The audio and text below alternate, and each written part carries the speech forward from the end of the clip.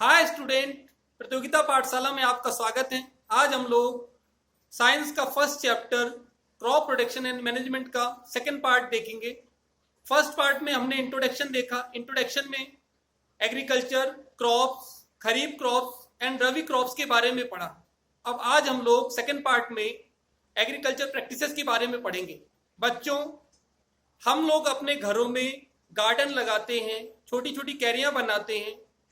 उस गार्डन में हम लोग कुछ सब्जियां, कुछ फूल और कुछ बेलों को लगाते हैं।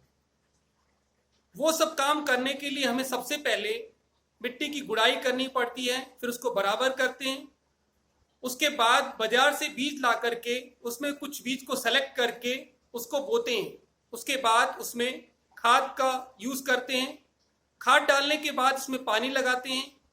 फिर जब पौधे बड़े हो जाते हैं तो उसमें कुछ पेस्ट और वेडिसाइड्स जो हैं वो यूज करते हैं ताकि हमारा पौधा सही बना रहे। उसी तरह किसान भी सारे काम करता है, उसको हम लोग एग्रीकल्चर प्रैक्टिसेस कहते हैं। देखते हैं कैसे, इसकी डेफिनेशन देखते हैं पहले। Agriculture practices, cultivation of crops involve several activities undertaken by farmer over a period of time in order to get better agriculture product. These activities are referred to as agriculture practices. These activities are preparation of soil, sowing, adding manure and fertilizer, irrigation, protecting from weeds, harvesting, storage. अभी बच्चों देखिए, किसान जो होता है वो अपनी फसलों को उत्पादन करने या उस उत्पादन को और बढ़ाने के लिए समय समय पर जो प्रैक्टिसेस करता है उसे हम लोग एग्रीकल्चर प्रैक्टिसेस कहते हैं। उन प्रैक्टिसेस में है जैसे हमारी ये प्रिपरेशन ऑफ सॉइल।